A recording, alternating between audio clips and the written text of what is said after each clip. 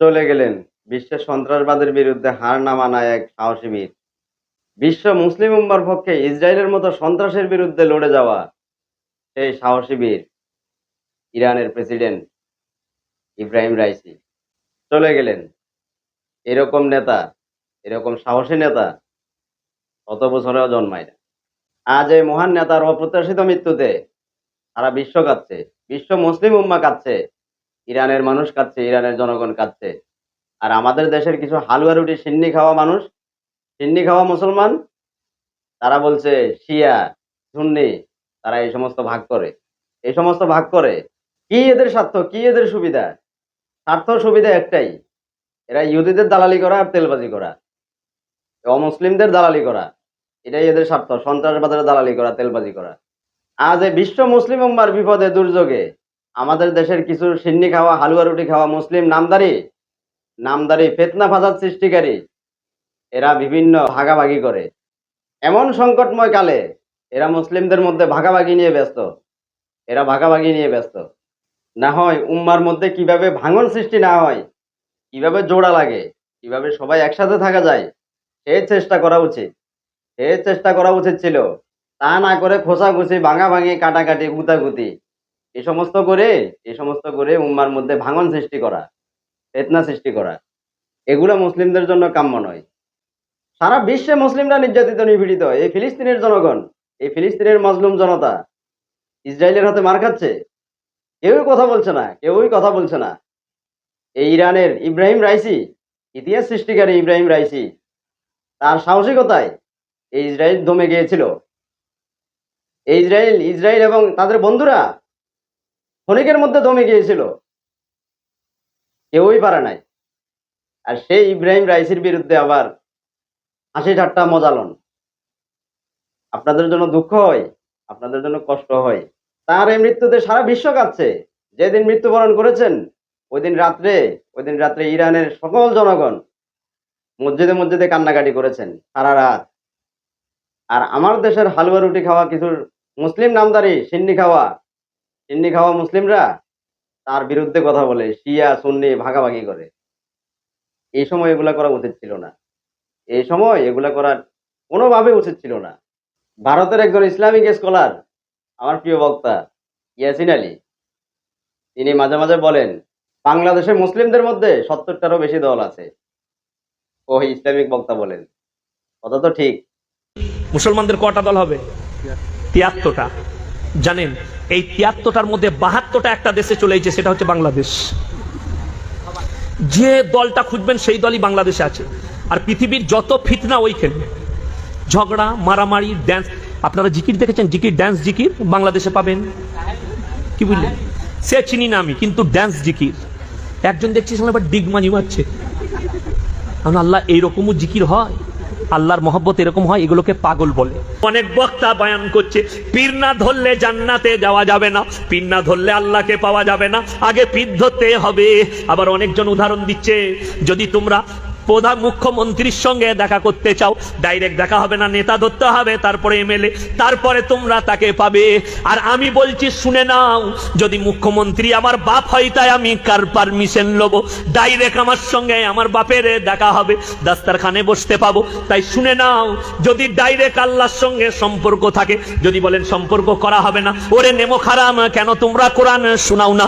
আমার আল্লাহ কোরআনে বললেন 21 পারা সূরা সিজদা, তাতা জাফা জুনুবুহুম আনিল মাদাজি ইয়াদউনা রাব্বাহুম খাউফান ওয়া তামা। হে আমার বিশ্বনবী বলো, যখন পৃথিবীর সবাই নিদ্রায় চলে যাবে, যারা আমার সঙ্গে প্রেম করতে চায়, আমার সঙ্গে সম্পর্ক করতে চায়, তখন তারা নামাজের পাটিতে চলে আসবে নিরালাতে, আর নামাজ পড়ে আমার কাছে তাহাজ্জুদে কান্নাকাটি করবে। ডাইরেক্ট আমার আল্লাহর সঙ্গে সম্পর্ক হবে। আমার আল্লাহ অপর জায়গায় বললেন ইন্না আউলিয়া আল্লাহি লা খাউফুন আলাইহিম ওয়া লা হুম ইয়াহজানুন। যারা আমার প্রকৃত বন্ধু হবে তাদের দুনিয়াতে এবং পরকালে কোনো রকমের ভয় নেই। বলুন সুবহানাল্লাহ। আপনি বলছেন পীর না ধরলে জান্নাতে যেতে পারবে না। ওরে নেমো খারাম, তুমি কোরআন শুনোনি, কোরআন পড়নি, কোরআন বুঝনি। আমার আল্লাহ কোরআনে বললেন আতিহিম ইয়াউমাল কিয়ামাতি ফারদা। কিয়ামতের দিনে যখন মানুষ দিকে আমি হাজির করব, সবাই একা একা হাজির হবে, কারোর সঙ্গে কেউ থাকবে। এখন এই ভাগাভাগি, কাটাকাটি, মারামারি, গুতাগুতি করার সময় না, এখন এক হওয়ার সময়, এখন এক হওয়ার সময়। ওই সম্প্রতি একটা নিউজে দেখলাম ভারতের হিন্দু সম্প্রদায়ের তুলনায় মুসলিমদের সংখ্যা নাকি বেড়েছে।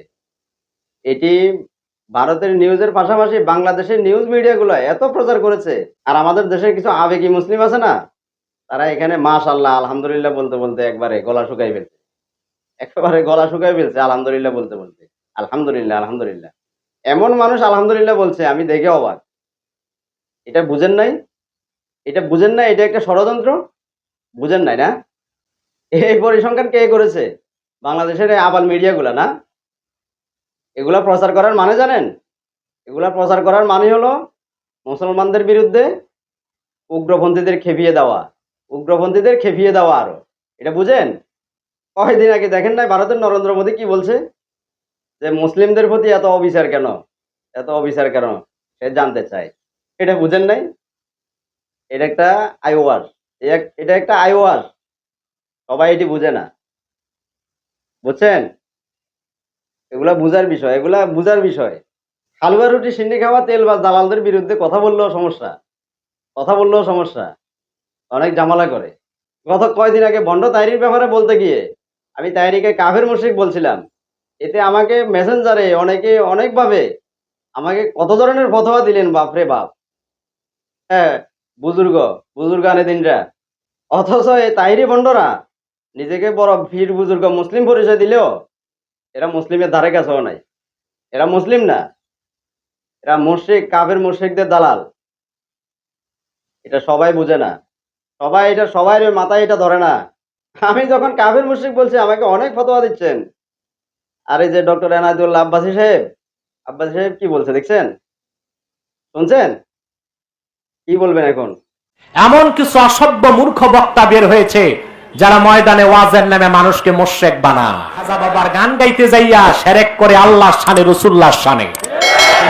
আল্লাহ দনরা সুলকে দিয়া গেলেন আল্লাহ গায়ের হইয়া, আল্লাহর দনরা সুলকে দিয়া গেলেন আল্লাহ গায়েব হইয়া, রাসূলের ধন খাজা পাইয়া,